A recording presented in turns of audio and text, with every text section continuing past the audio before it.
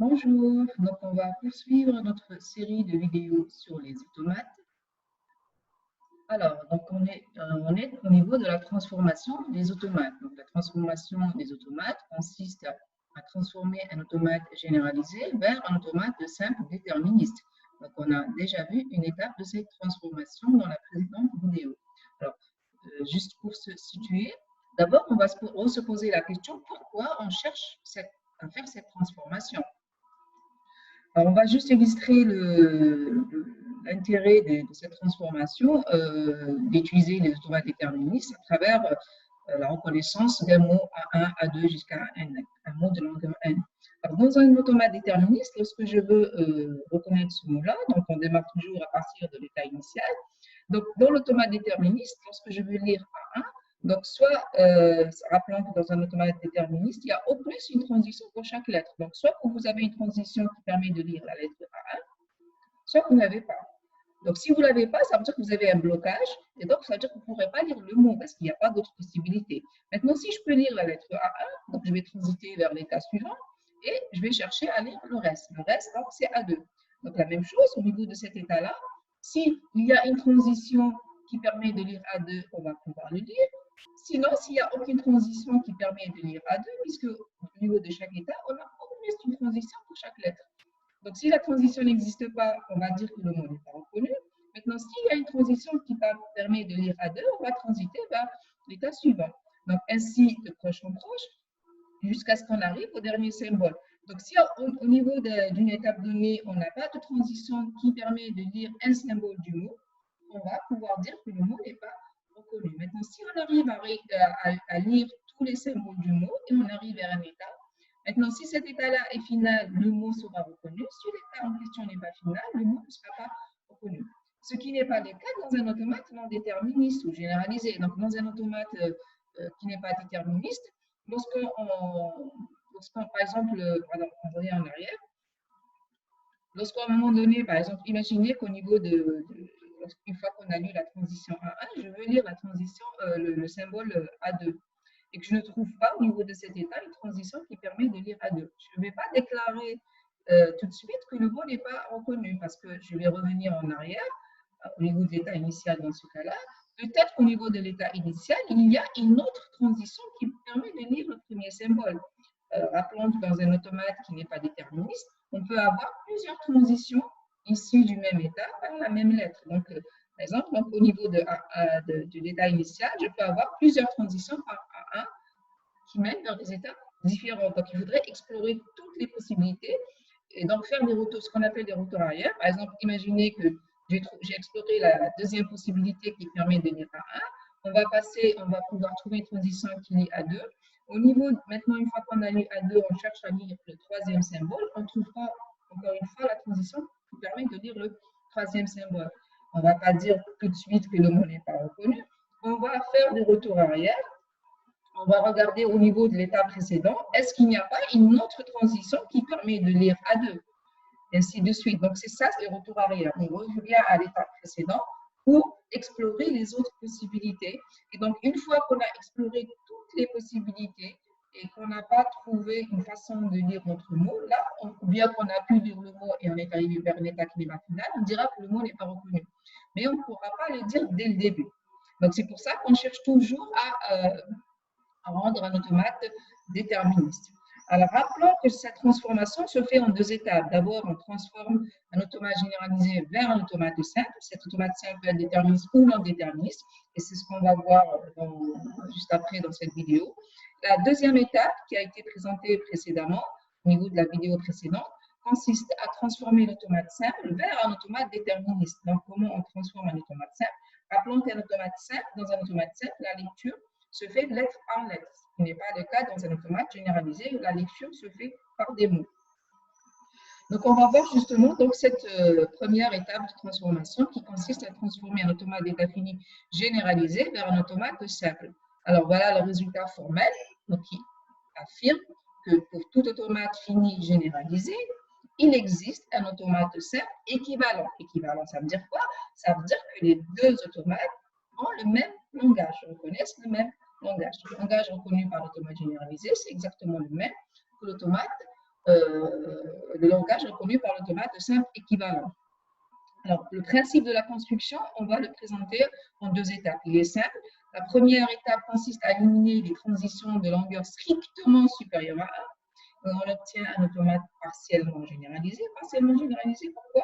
Parce qu'il peut rester des transitions étiquetées par epsilon, les epsilon transitions. Et justement, dans l'étape précédente, ce qu'on va faire, on va éliminer les transitions spontanées ou les epsilon transitions ou les transitions étiquetées par epsilon dans l'automate partiellement généralisé obtenu dans la première étape. Et l'automate qu'on va obtenir sera un automate simple. Donc, on illustre donc cette transformation avec ce petit schéma. Donc, d'un automate généralisé, on va aller vers un automate partiellement généralisé, puis on va aller vers un automate simple. Donc, maintenant, on va présenter la première transformation. Donc, pour obtenir un automate partiellement généralisé, le but, c'est d'éliminer les transitions étiquetées par des mots de longueur supérieure égale à 2. C'est assez simple. Il suffit, donc on voudrait obtenir un automate où la lecture se fait lettre par lettre. Donc, pour cela, ce qu'on va faire, on va rajouter des étapes intermédiaires, autant d'états intermédiaires que nécessaire. Pour illustrer ça, on va prendre deux petits exemples. Dans le premier exemple, vous avez une transition de l'état Q vers l'état P par le mot ABB de la courbe 3.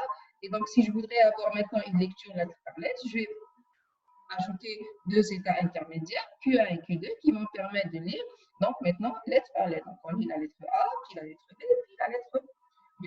Maintenant, un deuxième exemple, où ici, la transition, c'est une boucle vers le même état. Donc, j'ai une transition par AB de l'état Q vers l'état Q. L'idée est la même, on va rajouter des états intermédiaires. Et donc là, comme le mot de longueur 2, donc on va ajouter un seul état intermédiaire. Et donc, on va lire d'abord la première lettre A, puis on va lire la deuxième lettre B, et on revient vers l'état Q. Voilà ça en ce qui concerne la transformation de l'automate d'état fini généralisé vers l'automate d'état fini simple. Maintenant, on va voir la deuxième transformation. C'est-à-dire, une fois qu'on a obtenu l'automate d'état fini partiellement généralisé, pardon, avant j'ai dit simple, mais partiellement généralisé. Maintenant, ce qu'on va faire, c'est obtenir l'automate simple. Donc, en éliminant la epsilon transition. Donc, l'objectif, c'est d'éliminer la epsilon transition. Donc là, on va l'illustrer à travers cet exemple assez généraliste. Donc, on a une epsilon transition entre l'état Q et l'état P. Et à partir de P, on a mis toutes les transitions sortantes de l'état P. Parce que l'objectif, lorsqu'on va éliminer cette epsilon transition, il faudrait qu'on garde le même langage. Donc, on doit pouvoir retrouver à l'état Q tout ce qu'on pouvait faire à l'état P. Parce que avant d'éliminer la epsilon transition, on pouvait aller de Q vers P et on peut faire tout ce qu'on pouvait faire à P. Donc, pour faire ça, justement, on va ajouter à Q toutes les transitions qui partaient de P. Donc, on ajoute une transition reliant directement Q avec la même étiquette vers les états suivants. Donc, on va illustrer ça sur ce schéma-là pour mieux le voir. Donc, ici, de l'état P, j'ai une transition par A1 vers P1. Mais maintenant, je vais avoir une transition directe de l'état Q vers P1, au lieu de transiter par P. Avant, on transitait de Q par P, puis de P vers P1. Maintenant, on va rajouter une transition directe qui va aller de Q vers P1. Et on fait la même chose pour les autres transitions. Voilà. Maintenant, deuxième chose à vérifier, il faut vérifier si l'état d'arrivée de l'epsilon transition est un état final. Donc, si P est un état final, alors Q doit devenir final. L'état Q doit devenir final. Pourquoi? On répond. Parce que avant, si on ne fait pas ça, par exemple, si je mets l'état P final, ça veut dire que tous les mots qu'on pouvait lire en arrivant vers l'état Q, il suffit de faire la epsilon transition vers P pour qu'ils soient reconnus. Donc, ces mots-là doivent être toujours reconnus une fois qu'on a éliminé la epsilon transition. Donc, lorsqu'on va éliminer cette epsilon transition, il faudrait que les mots qu'on arrivait à lire en arrivant vers Q soient toujours reconnus. Donc, ce qu'on va faire, on va rendre cette étape finale. Voilà. Et la dernière étape, bien sûr, c'est d'enlever la epsilon transition en question. Et on va répéter cette transition quand il y a des epsilon transitions au niveau de l'automate. Et à la fin, on obtient un automate qui est simple, donc qui ne contient aucune epsilon transition. Et toutes les transitions sont étiquetées par des lettres. Alors, on va illustrer ça par un exemple. Mais ce qu'il faudrait savoir, c'est que donc, en pratique, on ne va pas utiliser la représentation graphique parce que si on fait sa représentation graphique, la représentation graphique devient vite illisible Alors, surtout si on a plusieurs epsilon transitions.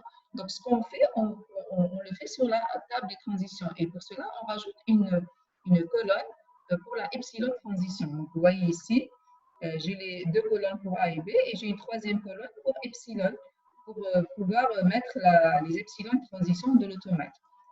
Donc ici pour Q0, par exemple, on a deux transitions par A, une par Q1 et l'autre par Q3, donc une par Q1 et Q3, et par B, on a une seule transition vers Q1. Maintenant, de Q1, donc vous voyez que j'ai deux transitions par A, l'une vers Q1 et l'autre vers Q2, et une transition par B vers Q1, vers l'état lui-même, et une epsilon transition vers Q3. Donc on la retrouve ici. Et donc on a la même chose pour les autres transitions. Maintenant, pour éliminer cette epsilon transition au niveau de la représentation graphique, qu'est-ce qu'on a dit lorsqu'on élimine une epsilon transition? On va rajouter les transitions qui sortent, par exemple ici c'est Q3, les transitions qui sortent de Q3, on va les rajouter à Q1. Tout ce qui sort de Q3 est rajouté à Q1. Où sont les transitions de Q3? Ben, les transitions de Q3, on les retrouve ici dans la ligne Q3 dans la matrice. Donc ça, c'est les transitions. Ça, c'est les transitions par A et ça, c'est les transitions par B. Ben, ces transitions-là, on va les rajouter à Q1, à l'état Q1. Alors justement, pour meilleure lisibilité, ce qu'on va faire, on va barrer cette ligne-là de l'état Q1, on va la reprendre. Donc je vais barrer. Et on va reprendre les Q1. Et donc, à Q1, qu'est-ce qu'on va faire? On va lui rajouter des transitions. Donc, pour A, on avait une transition vers Q1 et Q2.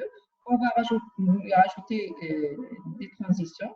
Donc là, c'est vers Q2 et Q3. On avait déjà la transition vers Q2, donc on va retrouver trois transitions. Une transition vers Q1, vers Q2 et vers Q3. Et on fait la même chose pour B. Donc, on avait une transition vers Q1 par B.